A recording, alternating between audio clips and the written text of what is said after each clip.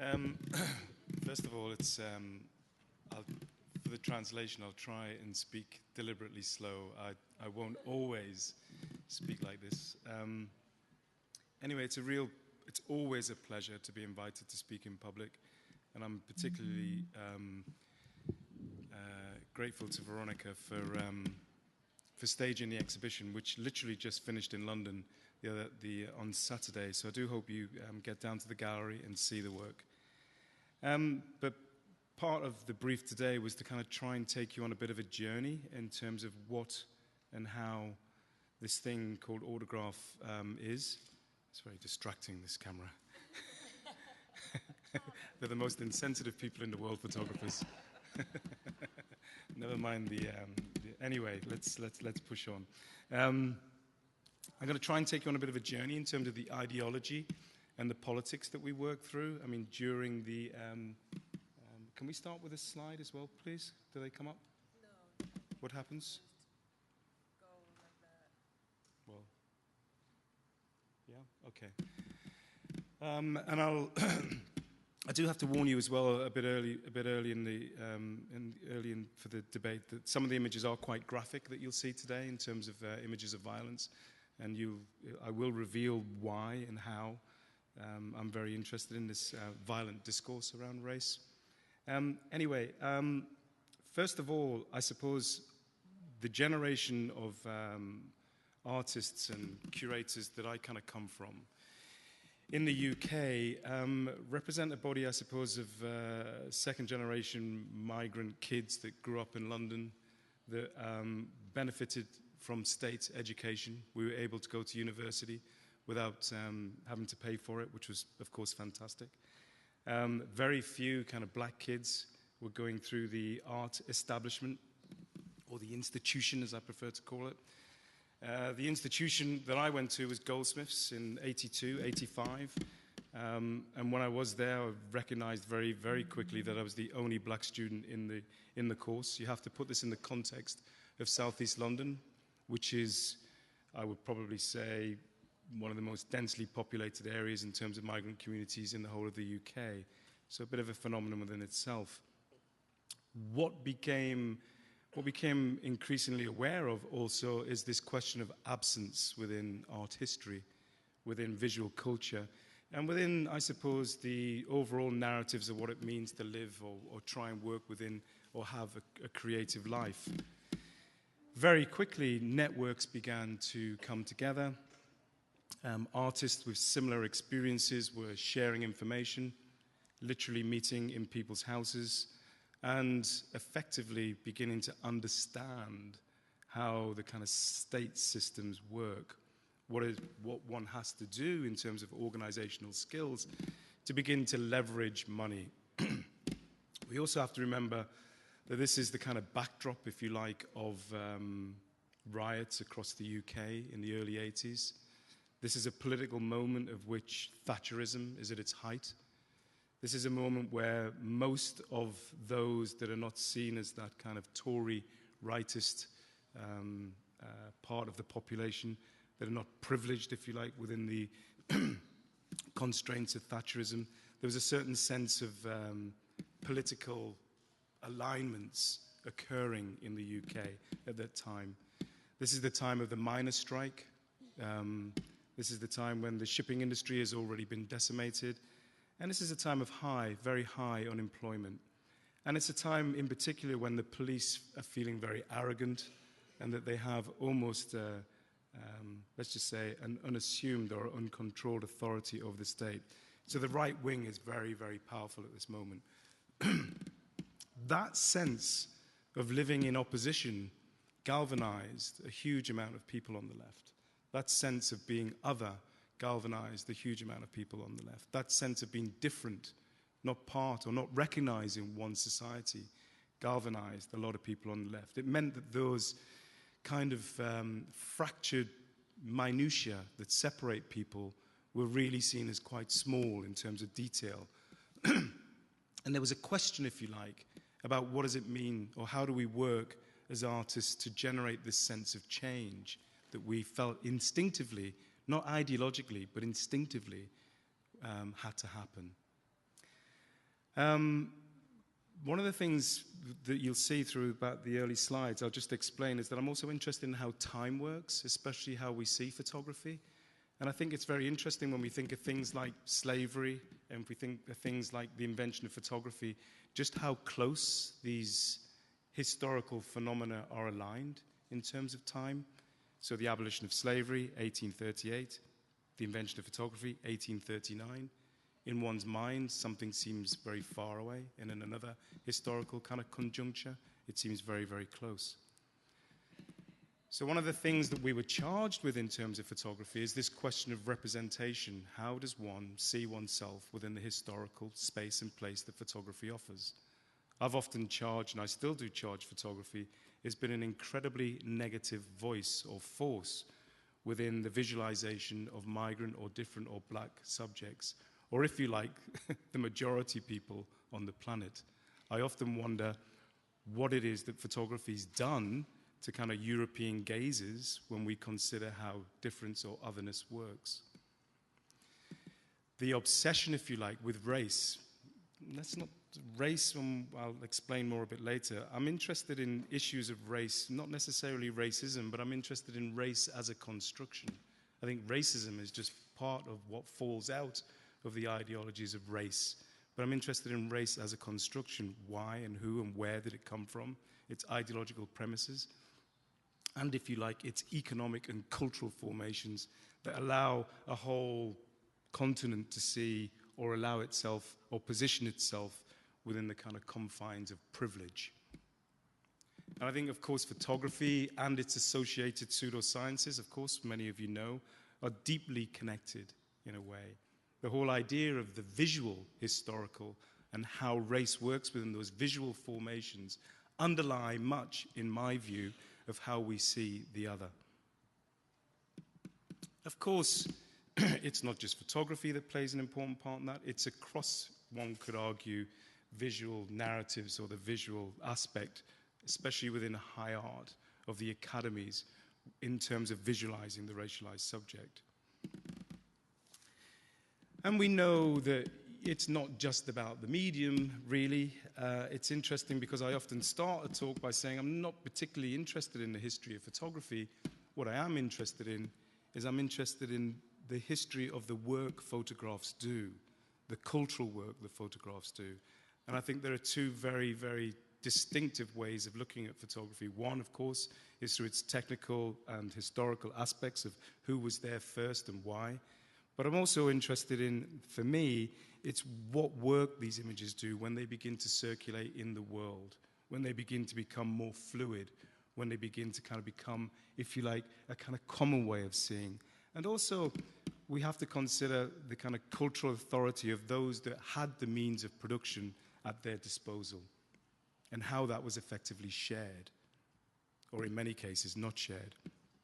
And how, if you like, the black subject is imagined in photography. This idea that it's tied to wider ideological kind of concerns at the same time that things are being made. This question of, it's not just an image, it's a question of how do these images reflect kind of commonsensical political and cultural positions of the time.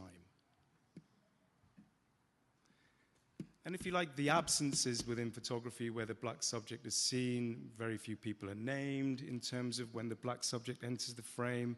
We know very little about them apart from, obviously, objects of scrutiny. So that whole anthropological question is underlying, if you like, many of the kind of premises or many of the ideas as we arrive as students, if you like, into the academy in the mid-80s. Very little had changed as far as we were concerned in terms of articulating this question of race. And these fantastic fantasy moments within visual art and the academy that were being consumed in our national galleries every day, which somehow framed, if you like, the black subject. In fact, this moment never happened. It's a historical painting, more like a fantasy painting of kind of culture and civilizations being exchanged. Queen Victoria offering the Bible to a fantasy or an imagined African chief who's down on his knees, receiving this great benevolent gift from all powerful Europeans. At the same time, while this benevolent gift has been exchanged, the reality of kind of black and foreign exchange with European is more realistically rendered in these moments. Okay? And what's shocking about this photograph for me is not necessarily the fact that there are slaves being transported, it's just how young these people are. Okay, it's a very kind of fine, because once we begin to imagine what slavery in fact is supposed to look like, it's often big, beefy black guys chained up, you know, with whip marks on their backs. But in terms of it being associated with the trafficking in young children, this photograph reminds us really not just of the brutality of slavery, but just how callous it actually was. The amount of young people kind of move through this kind of agenda through slavery, I think photography does us an enormous service in this moment, because it reminds us of just how violent our times are. And if we think about this as 1868, again, temporality in terms of time, historically, this is yesterday. Okay? And we know this kind of underpinning foundation, as far as I'm concerned, really, in terms of the things that I look at, underpins a huge amount of kind of visual authority that's on the table.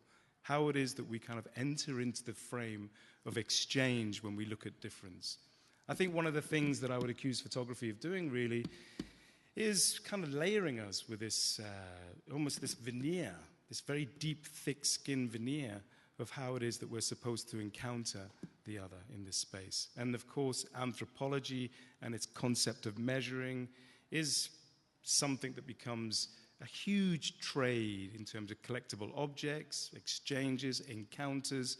And of course, when we look at Ellen here, an indigenous Aboriginal woman who's, most of you would probably think she's approaching her mid-50s or early 40s, probably late 30s, but she's in her mid-20s.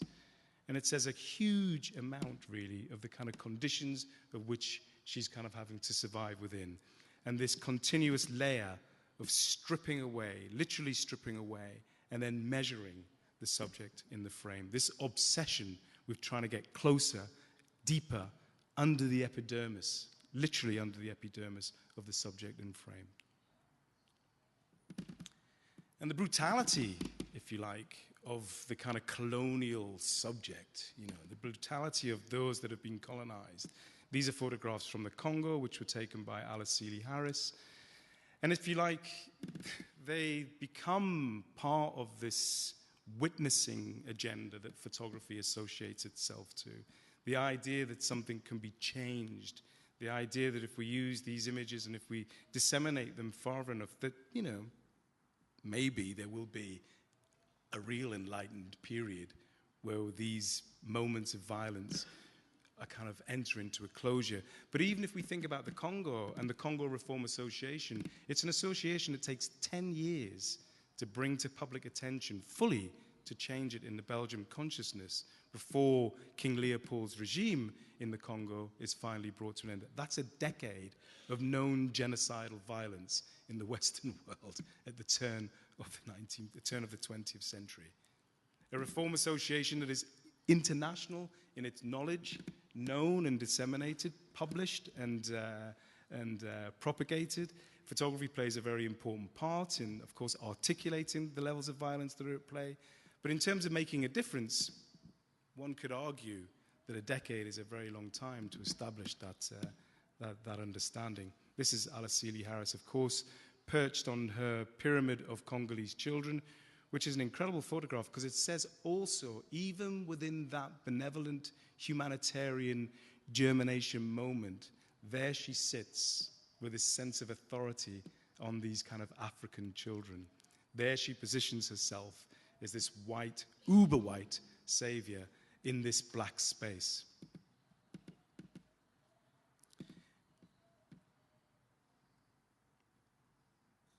So in many ways, this is the kind of context of which we were beginning to think about ourselves and historically with the way that photography works.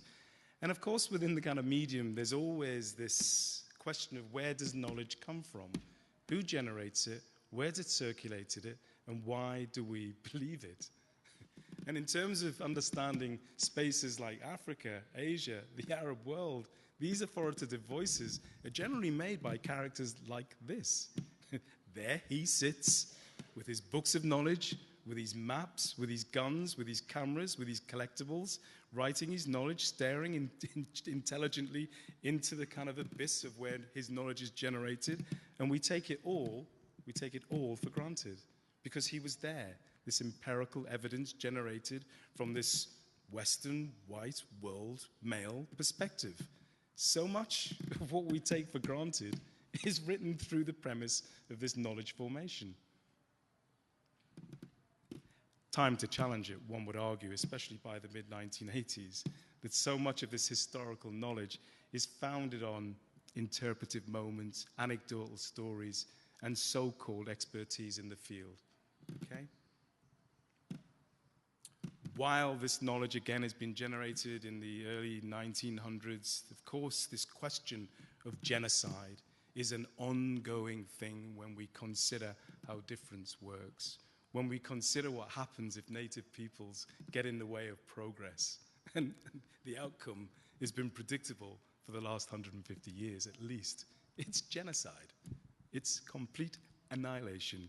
It's exterminate the brutes. It's clear them all away in the name of progress. Okay, this is an image from the Herero people who had the audacity to stand up to their German colonial forces, and the price they paid was ultimate death and near annihilation. Much of what was practiced and delivered in the concentration camps of World War II was first theorized and delivered on the Herero in terms of concentration camps and techniques of mass killing. Okay? So it's interesting when we talk about, how death works and how photography and how we render these kind of moments, it's interesting to look at it both in terms of its association with how we see these spaces and places and how we understand the nature of wanting even to record these people in these most debasing conditions. And we know at the same time as the Herero are being kind of, systematically moved off the planet of the earth, that you can walk down southern streets in the middle of the States and maybe 2 or 3 times a month acquire your Negro at auction.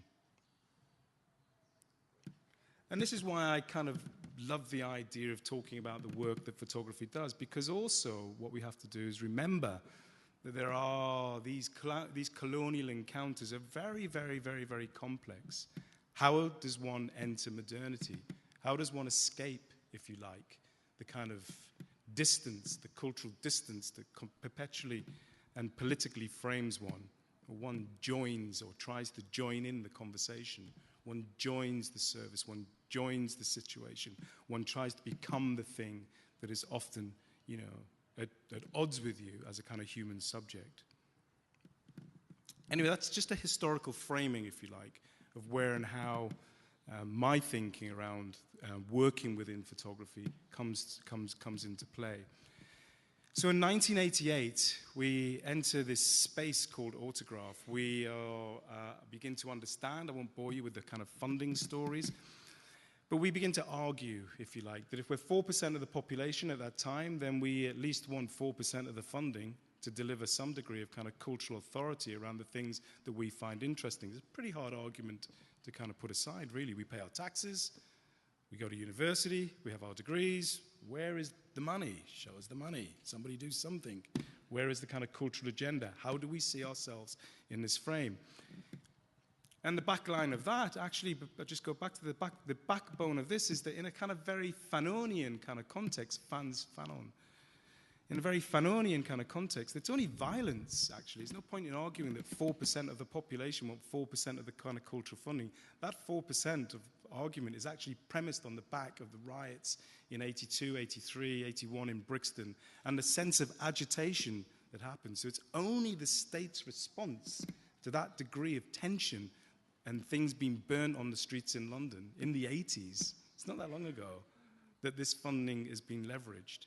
Okay? Such was the tension in terms of I suppose such was the tension for those that felt disenfranchised, not just black communities, and I'm going to talk about this term black in a moment, not just black communities, but those that were literally on the outside of society. So we begin to commission artists like Joy Gregory here to produce new work, and prior to that we begin to, if you like, think about what this place of race means if we're going to be producing images. How and what and who do you align yourself with? How do we begin to literally enter the frame? This idea and understanding by the kind of early 80s, early 90s, late 80s that the documentary tradition isn't going to really work for us. It's not going to happen. It's not going to do the job. We don't need any more kind of, time life stories of kind of black poverty. What we want to do is enter that frame, is to change perception. And we also want to change perception of what it means to live or be a kind of black subject. Now, very, very clearly, if you look at the work of Autograph, yes, we're talking about an association of black photographers, but it's never been an epidermal schema of things. It's never been, if you like, about that idea of looking at someone and seeing a black subject. It's always been about identifying with the politics of blackness. Okay, with the politics of difference in that space. It's about a leftish ideological space. It's about a space of opposition. It's not about a space of epidermal, because it's incredibly difficult to work just through the racial prism of what one delivers. Black people, by the very essence of their blackness, don't necessarily make good photographs or good art. It's impossible. Women who are photographers don't necessarily make feminist practices. So this idea of being just located in the epidermal or the gendered body was something that we had to work against. So this idea of blackness was about being opposed to this sense of whiteness, which literally dominated the world. It became a much more inclusive sense of political activity through the photographic medium. So, it becomes this idea of race becomes a wager. Here, the black self-image and exposure, a kind of sense of coming out. What happened in London and across other metropolitan cities in the UK was this sense of emergence. All of a sudden, texts like Ralph Ellison's Invisible Man, Fanon's Wretched of the Earth, Paul Gilroy's Ain't No Black in the Union Jack, there was a sense of articulation of this space. There was a building sense of confidence. And if the one thing that we did right in the early days of Autograph, it was simply to work through theoretical texts. It was simply to begin to understand that this wasn't about photography as such. It was about this idea of intervention, and it was grounding it in new theories of race, if you like. And of course, the organization has never really seen itself through the prism of just the British black experience. It always opened its doors in many senses to what was happening in North America, because one of the things, or in other spaces, particularly in France or in Germany, if you like, across Europe, because one of the things that it was easy to do, it was easy to be black and British in another space than it was to be black and British at home. There's almost a kind of wider reception for the things that we were doing over there than there was at home. So there's always been this sense of working outside of the UK to articulate the things that were happening in the UK, and then, if you like, reinventing ourselves back home after being over there, which in many ways is like this kind of inverted kind of colonial sense of how it is that we've operated, funded by the state, working over there, getting recognition over there, and then coming back at home. Because at home, in terms of the UK, these arguments or these positions were very, very, very uncomfortable. This idea of being, this Dave Lewis, this idea of being misrepresented, actually doing exhibitions called misrepresentation, putting on the table this very notion of, well, who's seeing who and what for and where and why, became very, very, very uncomfortable. Magnum photographers were, challenged in these moments. How dare you challenge the kind of cultural authority of an agency like Magnum, which clearly was saying at the time, well, within 6 days, we can put our Leicas on and we can do the definitive story of any place in the world, quote, unquote. How can you in 6 days to do anything definitive in the world at all. Such is the arrogance of the history of our industry that it was almost comical when you actually name it. And such is the kind of historical writing of much of it that it's incredibly theoretically weak and shallow and uncritical of its own self. Okay? Important interventions, about black life. What does it mean to live a black life? Elderly black guys in the UK who arrived in the 40s and 50s were, of course, beginning to die. Nothing really left in terms of a legacy of their presence. So there was a sense of empowering through funding and commissioning kind of younger artists to work on the stories or the things that they felt were important to them. So to begin to kind of put into the frame in any sense of elegance or in any sense of grandeur or stature these kind of guys that had made, if you like, the longest journey of all. And the longest journey of all in anybody's kind of textbook has to be the journey to a new identity. There's only no longer journey to that. Okay? Once you begin to realize that you have to, leave one place and become something else in another space, then that journey to a new identity is a profound space. Okay? And if we think about especially black people in Europe or people that have moved across any continent, whether they're illegal migrants, or the idea of being illegal and migrant seems to be a paradox. But the idea of anybody wanting or having to make a journey to a new space has to be recognized. Most people of any kind of logical or mental sense of themselves would prefer to stay at home. We have to ask ourselves why it is that people in any condition would want to leave home. Okay?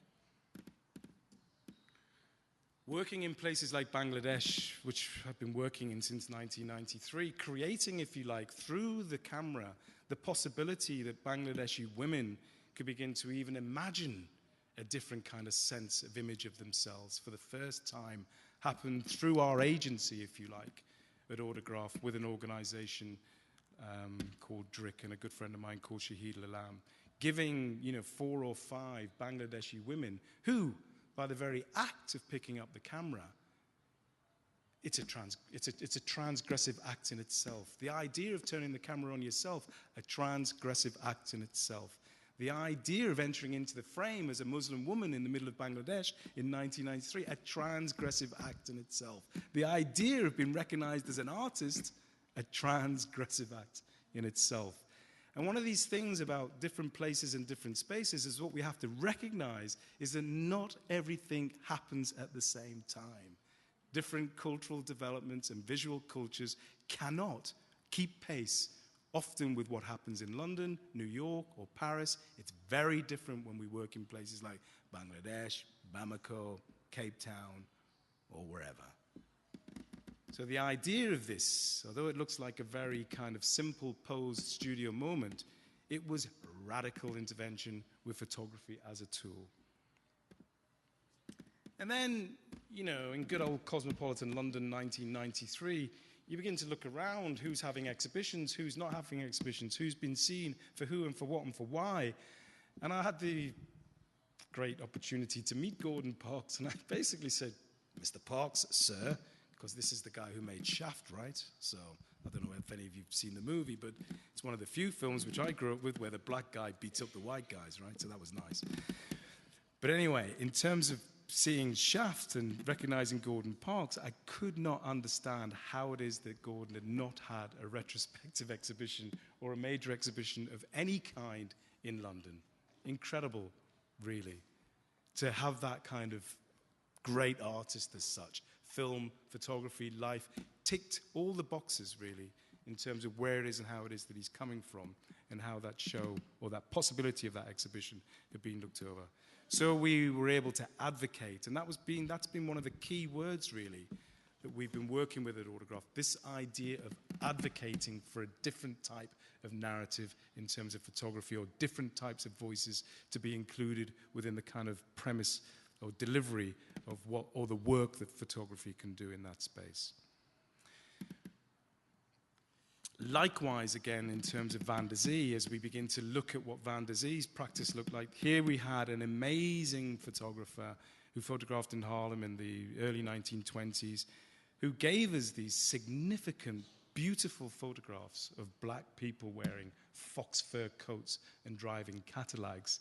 Somehow, in terms of looking at America, looking at black America from a British perspective, this image of African Americans was absented.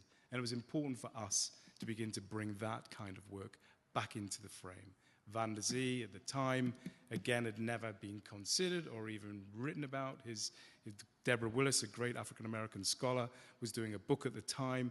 And it was interesting talking to Deborah because it was only something like, again, 1995, that any meaningful volume of Van der Zee's work begins to come to visibility. And of course, you look at these radical moments as well. People imagine things like the Black Panthers, these ideas of oppositional politics through these romantic struggles, if you like, of which the Panthers came about. But I wanted to do a show about the Black Panthers, especially at home, to change perception of what the Black Panthers really were.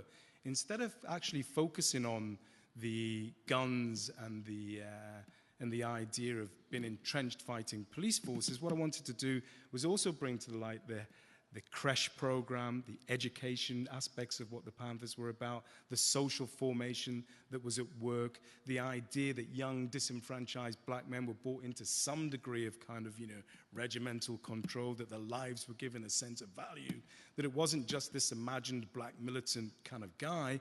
There was a whole kind of degree of social welfare working through the Black Panther movement. And that was important, really, in terms of understanding the formation of what the Panthers were about, not just the image of the Panthers. The other great, what I call kind of moment for us was around about 1993, 94, with what happened in Bamako in West Africa. The very first Biennale, I suppose the very first meeting place, Rencontre de Bamako, happened in 94. And it seemed kind of quite paradoxical that France and Britain and the rest of the kind of, Western world got very excited about a very simple idea. And that very simple idea was that there happened to be a kind of contemporary, vibrant, and historical, and very, very interesting contemporary African photographic practice. So when we think about 1994 as a place and a space of discovering African photography, it says just how little and how much research needed to be done in that space, or how much was absented in terms of African contemporary photography. So this is the moment of Seydou Keita. This is the moment of Malik Sidibé. This is the moment of Samuel Fosso. This is the moment of Revue Noir, Simon Njami. This is the moment when, the dealers finally literally discover the kind of contemporary African scene. And the change of pace in terms of them watching the work enter the market was just phenomenal. I mean, the stuff went ballistic. People were buying it, arguing over it. They were in court. Dealers were scrambling over it. It was like this kind of weird, again, inverted, kind of post-colonial, recolonized, visual kind of space being unplayed literally in front of our eyes. And we all enjoyed the spectacle of the space and the place. And watching the change of these small little prints arrive in the gallery as 2-meter-long, limited editions, commercially successful kind of packages. I mean, none of this was driven by contemporary African photographers themselves. It was driven very much by the market, okay? But they are incredible. But what's really interesting, they're incredible because in many ways they've been left out of the story. If you went down the main high road in Bamako and you saw the photography studios there was oceans of this stuff ready to be picked off, oceans of it. And watching the world, in many ways it's a really incredible moment, a moment which we're very proud to be associated with. We did this great show, Africa by Africa, at the Barbican Gallery, a big show. But one of the things I was kind of concerned with is that it seemed to me that the very word, when we was working with this contemporary African photography, is that the very word Africa itself was kind of driving people mad.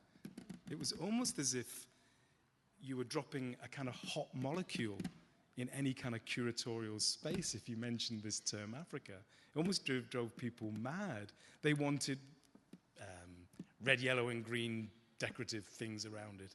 They wanted drumming in the space. They wanted people to be dressed up. They wanted to play Africa in these kind of contemporary photography shows. So it was a weird kind of spectacle of understanding what an audience might want to engage with. So the theatre of Africa, the African imagination in the European mindset, in these very high kind of cultural institutions, was incredibly problematic from where we were sitting. It's like, why can't we just begin to work with the very idea that these are images of people on the edge of modernity, entering into the frame, produced by African photographers in a very particular and historical conjuncture that needs decent scholarship around it and understanding before we can translate these images properly and understand why they're relevant now. So that's why people like Ukwi Onwizo and Simon Njami and the very few kind of African kind of curatorial voices are out there, in many ways have been so successful, because it was an open field. Commissioning new work has always been very important to us, and trying to work with artists on the cusp of their journey, if you like, forward. So Yinka Shonabari, who is now probably an Ivory League artist, to be fair, he's been hugely successful with his sculpture, with his paintings, with his photographic works, with his increasingly film works. We commissioned this in 1996. And again, it's about the black imagination. It's imagining these historical presences. It's imagining this past. This past isn't rendered, but somehow, instinctively, artists that we were talking to were obsessed, not obsessed, but were concerned with this erasure, if you like, in terms of any dignified sense of a historical presence. And the Impossible Science of Being exhibition we did in '96 was a dialogue with, of course, the dark side of photography, that anthropological stuff, which, of course, we saw Ellen in before, but it was important that we created, you know, a contemporary dialogue with it. The idea was to try and open up the archive, get these institutions like Pitt Rivers Museums, like the Royal Anthropological Association, to open up the archive, to let artists in that space, so that there could become another conversation with those white authoritative figures who've been rendering everything for us in terms of our understanding of those. Engaging with the historical place and sense of time. Dave Lewis, again here, engaging with the very idea of black servicemen in World War II. When was the last time, probably prior to the year 2000 or 2002, that you saw any kind of popular cultural figure that talked about black service in World War II? The reality is that when it came to liberate France, the American generals insisted that any black soldiers were absented from that space. And you could argue from that very moment, black contributions to liberation of Europe are annihilated, are gone. Okay? We have to reimagine that space. You have to re-articulate that space. We have to represent the historical facts of who did what for who, where, when, and why.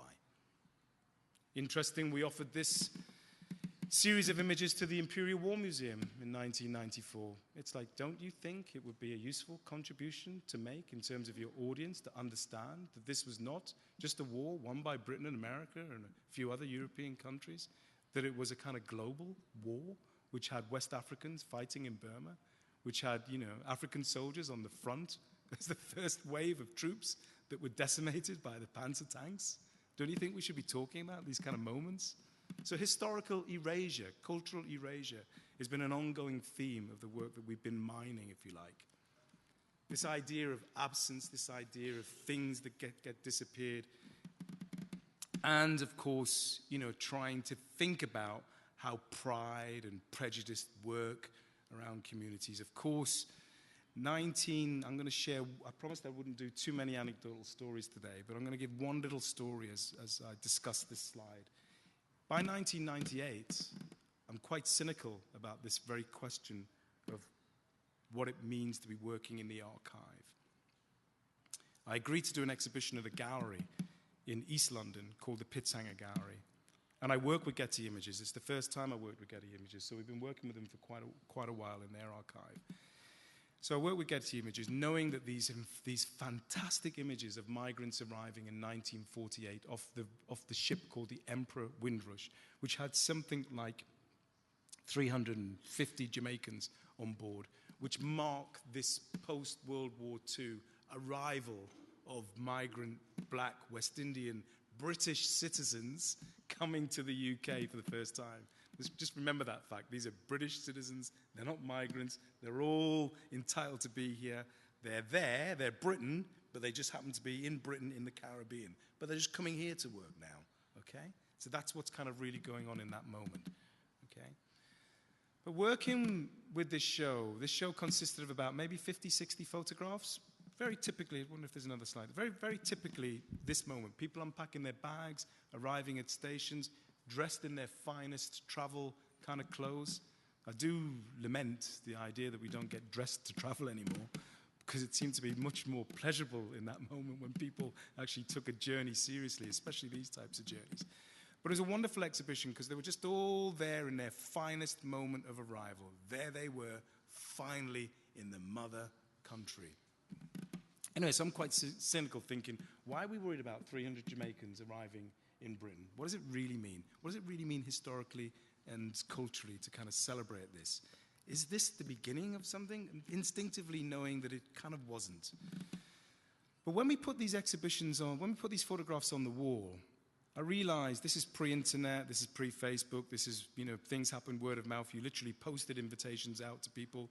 But word was out that there was going to be this exhibition of black migrant arrivals in this gallery, a very small gallery. And the numbers that came there were very significant. And there were elderly people in the majority. And one of the things that happened is that I could see people for the first time literally recognizing themselves in the frame, literally seeing themselves, having this sense that this is them, this is their visual moment being unpacked in front of their very eyes. Because what happens is that it's living memory. Somehow these kind of anniversaries get so pushed so far back, as if 1948 is a long time ago. And it was a huge, what I would call, transformative moment in terms of my curatorial understanding of the power of what images can deliver us, of the liberatory kind of force of what an exhibition can do in terms of different people seeing themselves in many instances for the first time again in a kind of position of dignity and a position of consideration, packed up in a kind of historical context that they could identify with. But we commissioned it also with another show in the same space, only maybe half a dozen photographs by Rashini Kempadu, that reminded people of that colonial encounter, of what the power of the historical trajectories of these institutions that have been built across Europe, the underlying kind of conditions of exchange that were at play. And this exhibition here was called Sweetness and Light. Representing artists was also important to the work that we do. This is an artist, Rotimi Fani-Kayode, who died in 91. Rotimi's work, when he first arrived on the stage with these images, I'm going to go a bit quicker because of time. When he first arrived on the stage with these images, when he first arrived with this work, was unable to exhibit it, and predominantly why? Because the work was only read through the prism of, say, Robert Mapplethorpe's work. No one could understand the kind of conjunctures that he was working with as a gay Nigerian Yoruba photographer, bringing into the frame the symbols of his own religious, political, and cultural self.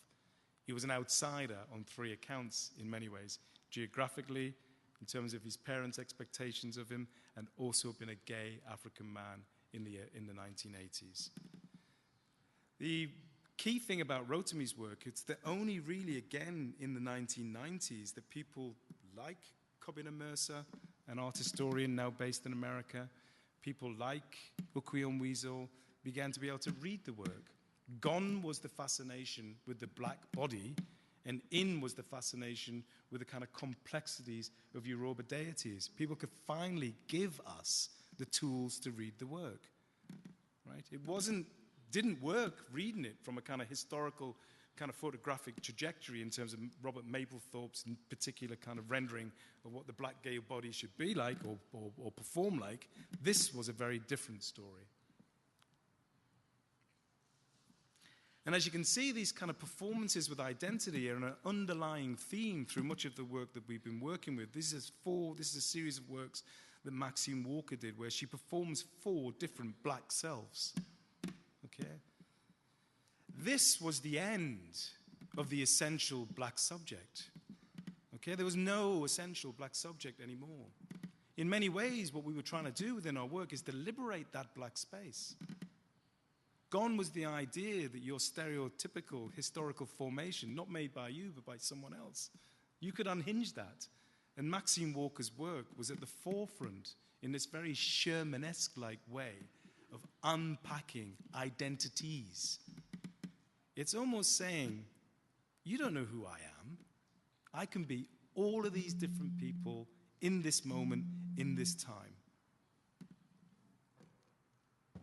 And it's a transgressive act, because black men and black women were supposed to perform very, very specific tasks. Okay? We were seen.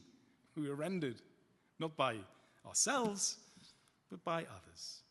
So to be able to unpack this kind of multiple selves was a transgressive act.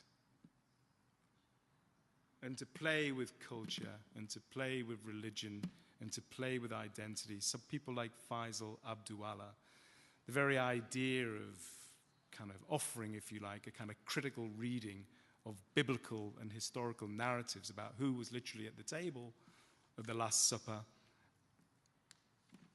again, just allows this very playful space of history to be articulated in a very different way. As I said, we've always worked kind of globally with this idea of what blackness is and where identity lives. And Ricky Maynard, an Aboriginal Australian, of course, we were very, and still are very concerned with indigenous questions of how native peoples work and how we kind of broker and provide spaces for, if you like, these issues to surface. But Ricky, we commissioned in 1996. Remy Gastonbide, again, this play with identity. I mean, what Remy's work was about is that there he was, a kind of mixed race, African-American, half African-American, half Vietnamese kid watching, if you like, all of the kind of half white American Vietnamese kids journey out of Vietnam while all the black Vietnamese kids couldn't get off or out of the place, right? So there they are, left behind, the ones that carry the darker epidermal schema of things, okay? That which they couldn't change. And of course, artists like Eileen Perrier, who's still working now, kind of responding, if you like, in a kind of local, global, diasporic context, building, if you like, a kind of cateresque or a studio portrait at home in London to talk about that sense of Africanness in a local kind of context, recreating the African studio in Hackney. This very idea of this Schwarzer Piet, this project which we commissioned by Anna Fox, to bring into kind of context even how race works at Christmas across many Scandinavian countries. Well, at Christmas in places like Denmark and in Belgium and in Holland and etc., they have this wonderful phenomena some of you will be aware of Schwarzer Piet, and he's Santa's little helper. And of course, his kind of cultural ties go all the way back to this notion of slavery and black servitude.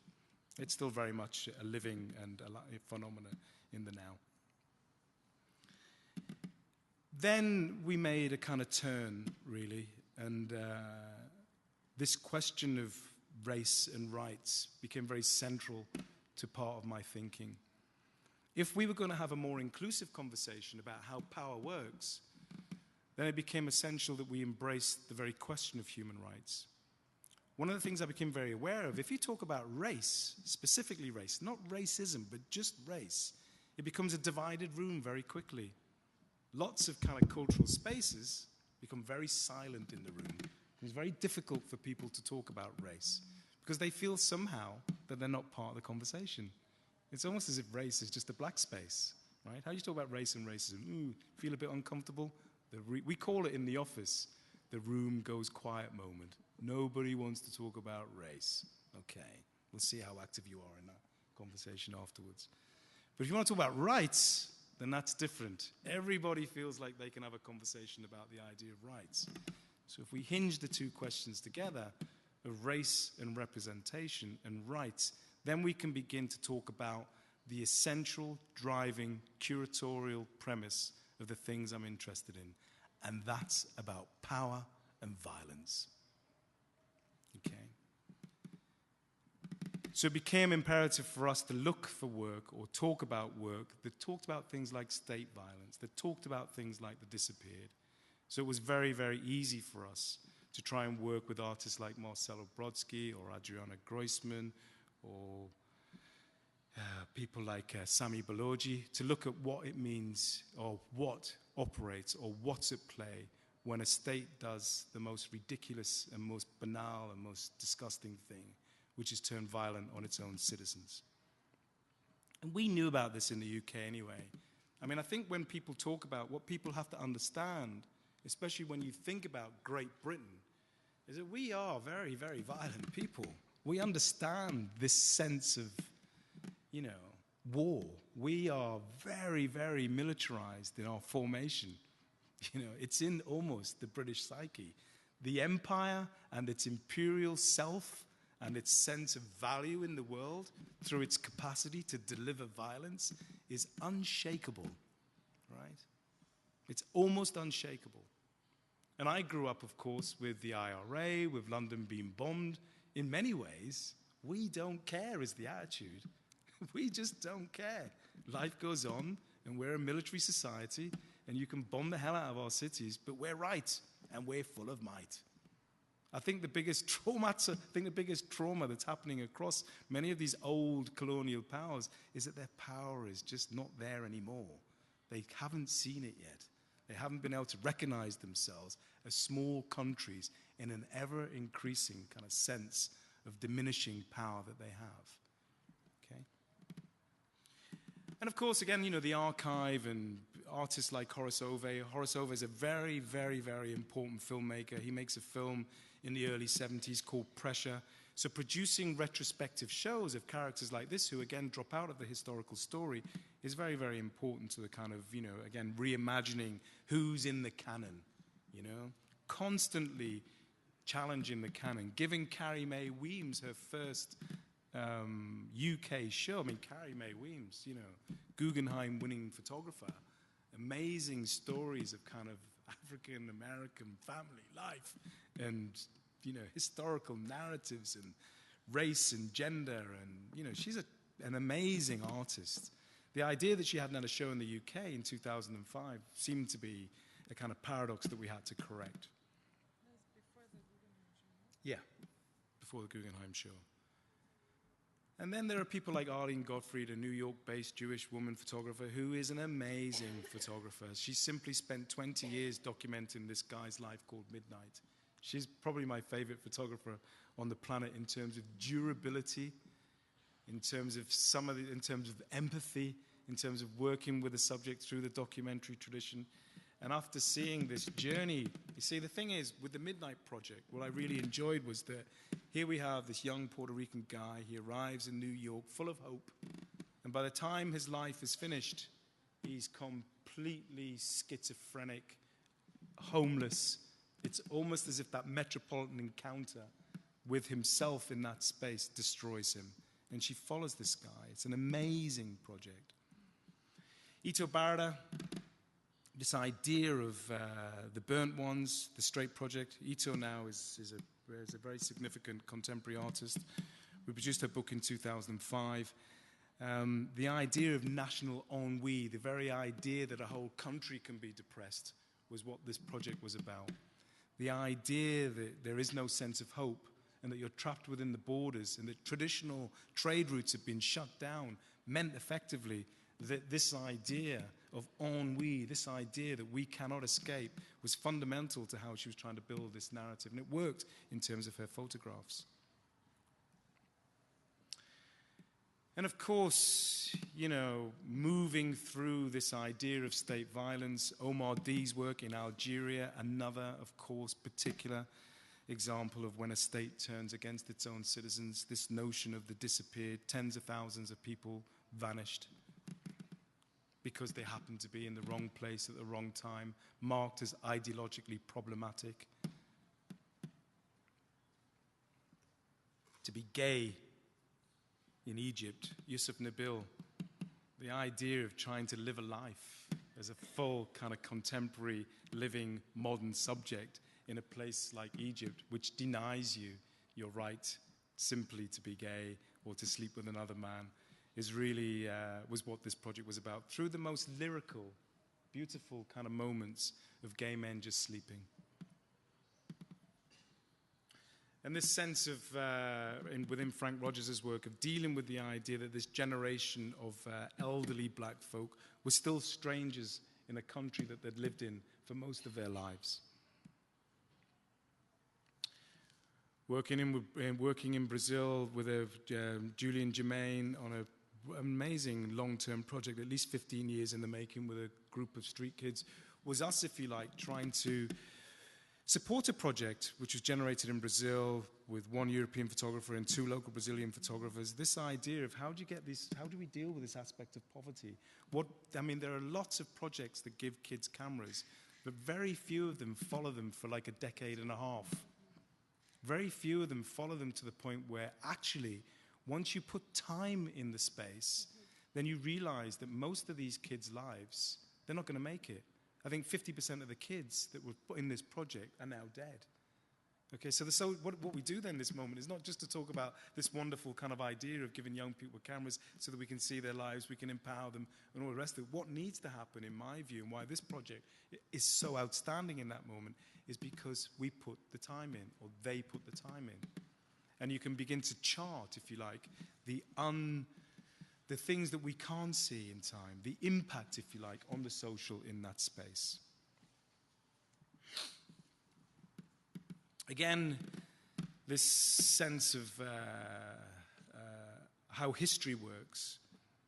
In the middle of London, in the northeast area, Hackney, there lived, and still does live, this amazing man called Shimelis Desta, who was producing studio portraits of local communities in London. And I'd heard word that this guy had actually been photographing in Ethiopia. And anyway, a long story cut short, because we don't have time, he turns out to be the official photographer of Haile Selassie.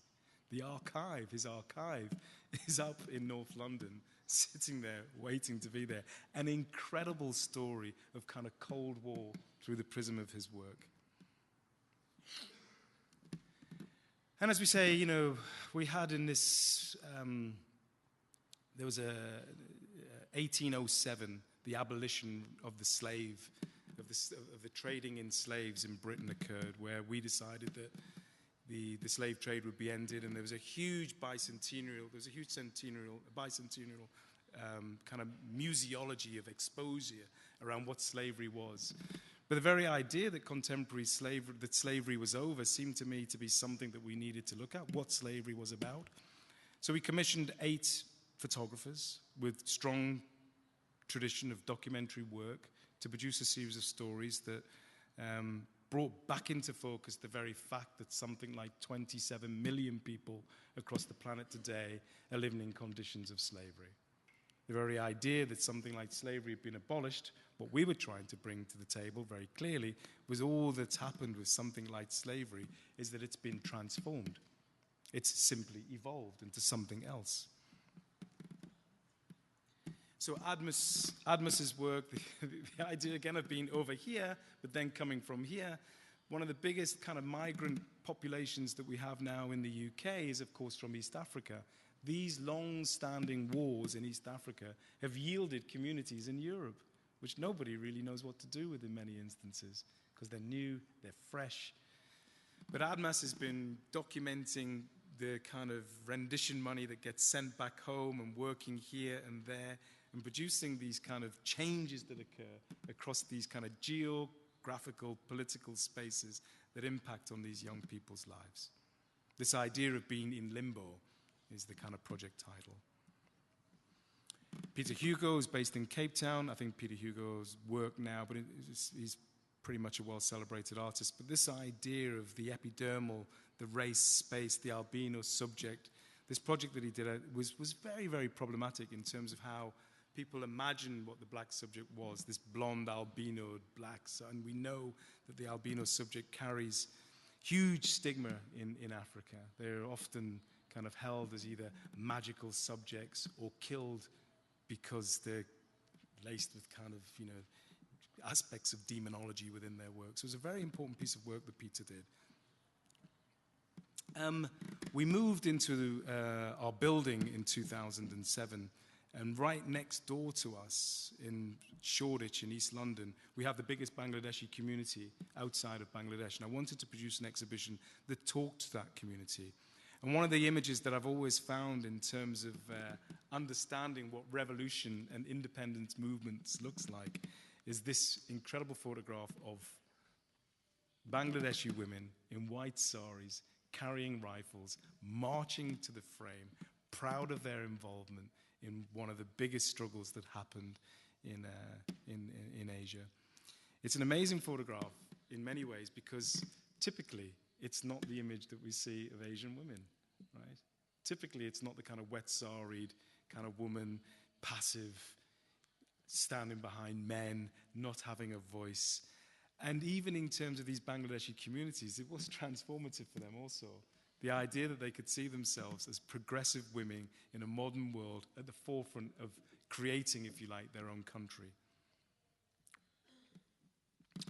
So we decided to build this building in around about 2002, and the idea of the building was to try and create another space for visibility.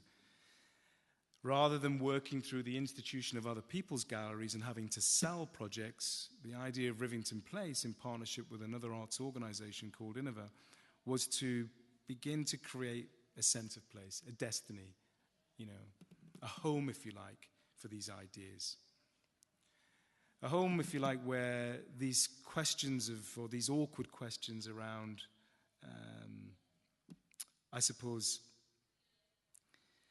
creating platforms for these artists or this kind of photographic practice or this ideological kind of intervention work that wasn't having to be sold in other spaces, that wasn't having to be negotiated all the time. And the archive, as we move into the space, becomes a very important question. It's like, where are the black archives? Who looks after these histories? How do we locate these photographs? What will it mean in 20, 30 years' time if these archives of these photographic moments are not managed? So we begin to seriously, only as late as something like 2008, begin to embrace the idea of what a black archive in the UK might look like. Who'd be in it? How do we collect it? How do we manage it? How do we display it? How do we write to it? How do we look after it? How do we fund it? So we've opened up the research center, of course, and it's a research center that enables all kinds of things to happen. It enables the vernacular photographic moment to occur, of course, very interested in family photographs. It enables artists that want to donate their work, that have done significant bodies, to have a kind of place. It enables researchers to come in and look across the historical timelines that are specific to some of these practices. So for the first time, it enables what I call a missing chapter in terms of British historical life to become alive, to become recorded, to become accessible. So these missing chapters become also part of the subsects of work which we're doing around this idea of chronicles and stories. The idea that this kind of ongoing work, this idea that, the family is a place, the studio is a home, the presences are there, are part of a much wider and bigger kind of political story that isn't disconnected from images of riot, that isn't disconnected from images that artists are producing. So this is me on the right and my sister on the left. I figured if I was going to open up an archive, I've got to put myself in there somewhere, at least to encourage people along. thought I was beautiful then anyway, so it's quite nice. And these moments, you know, where you see, these are very rare, real moments in terms of family histories where a Pakistani man is kissing his white wife, you know. These moments of difference, of encounter, are very familiar to these people, but not familiar in terms of like the outside world. So we want that domestic, intimate space to become something that becomes historicized, that becomes part of the wider story of how we see ourselves. You know, these kind of everybody knows about the Cubs and the Brownies. The Brownies are kind of, you know, something that children go into before they go on to become, I don't know what they call, girl guides. The big ones become girl guides, they call them. But, you know, this is a very special moment. This is 1968, and this is a young kind of, you know, Pakistani girl joining kind of everything that's institutional and British, and very proud.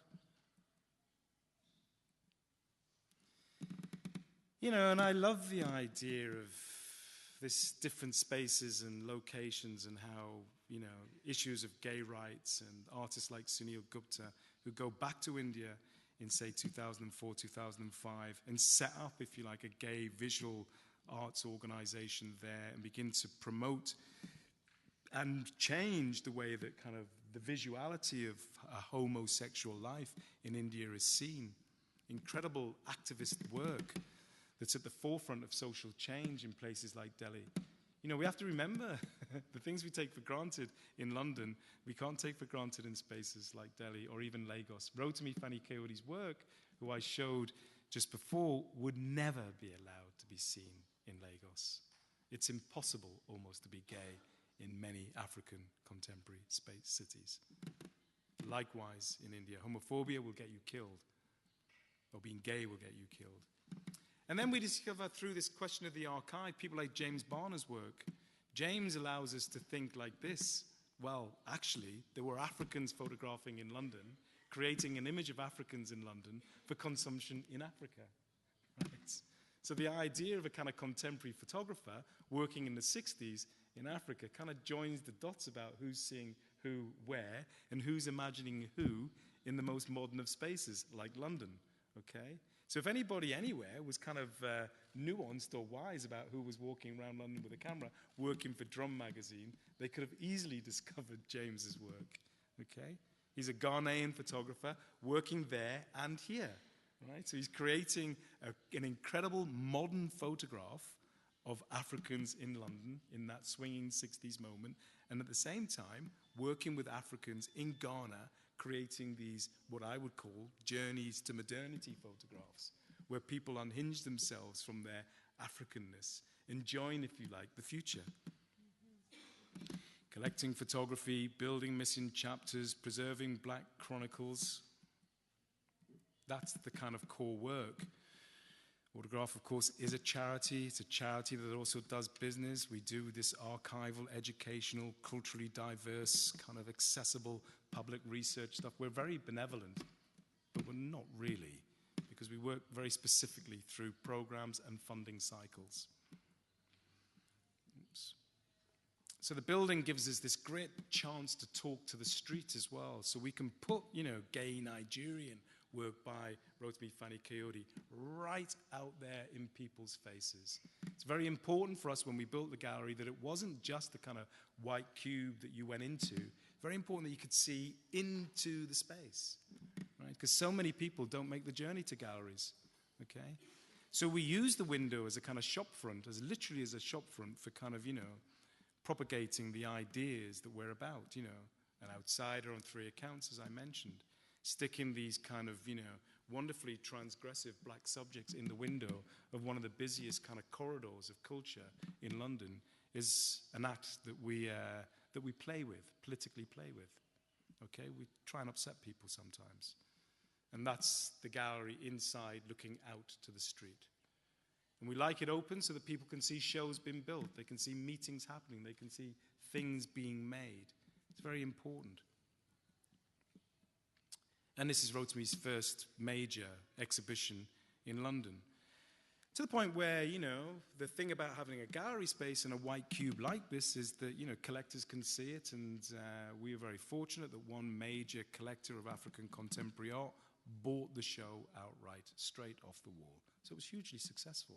As a strategy for visibility, it worked. It's just to bring you a little bit closer to the work. The reason why I stay with Rotimi really is because he was our first chair, a very important thinking man, you know.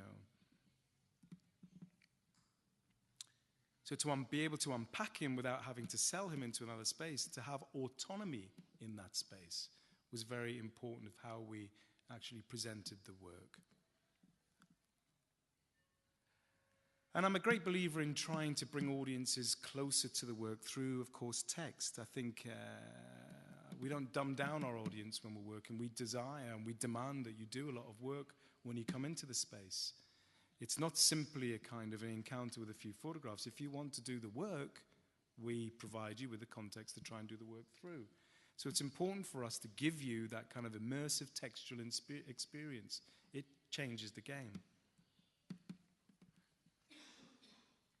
Always really was fascinated with the idea of how violence works, back into this question of rights, back into this question, of course, about what it meant in, say, somewhere like America to be black, and the very phenomenon of lynching and the intensity of James Allen's collection of postcards of lynching and bringing those to a kind of UK audience was a very important, again, political act on our behalf. Because why? I suppose for the first time, you test the audience's capacity to look at the familiarity of this moment.